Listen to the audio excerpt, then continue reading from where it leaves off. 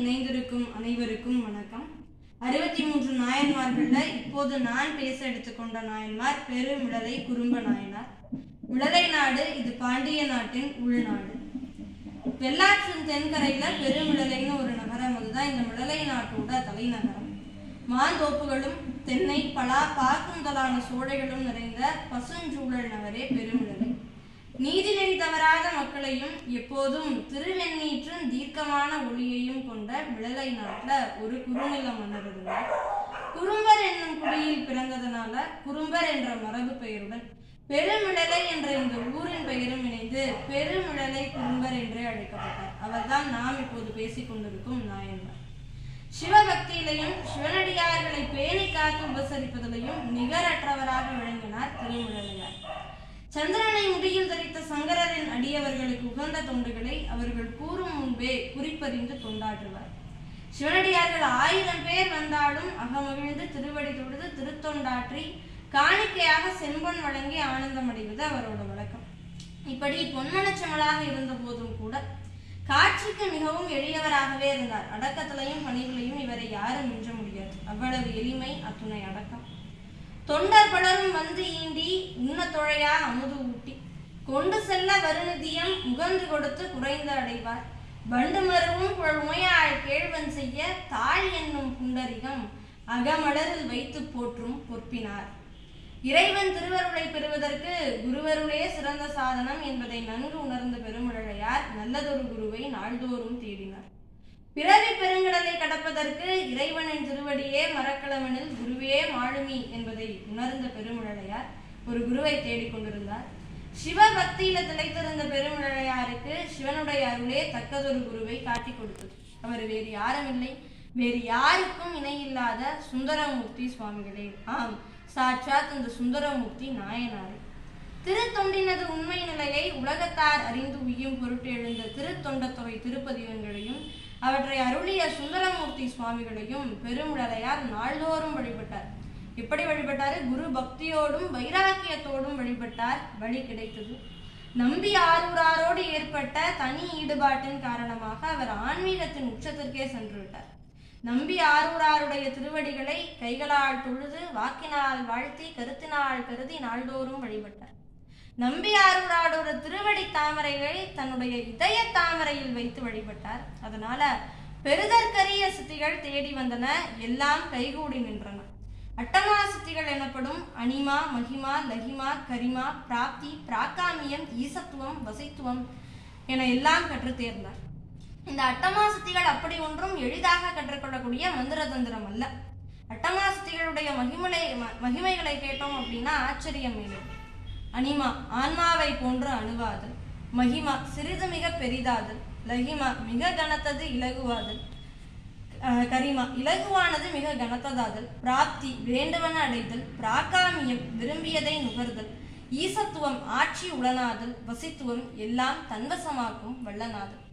வாய்த்தற்கரிய இந்த அட்டமாசதிகள் வாய்த்திருந்தாலும் கூட ஆணவம் கொள்ளாமல் அகங்காரம் காட்டாமல் எதையும் சிந்தியாமல் சதா சர்வ காலமும் அந்த சுந்தரமூர்த்தி சுவாமிகளுடைய திருவடிகளையே சிந்தித்துக் கொண்டிருந்தார் பெருமிழலையார். குருவருளோடு சேர்த்து அவருக்கு திருவருள், இறைவனுடைய திருவருளும் கிடைத்தது. சிவனடியாருக்கு செய்யும் சேவைகளும் நிதமும் தொடர்ந்தது.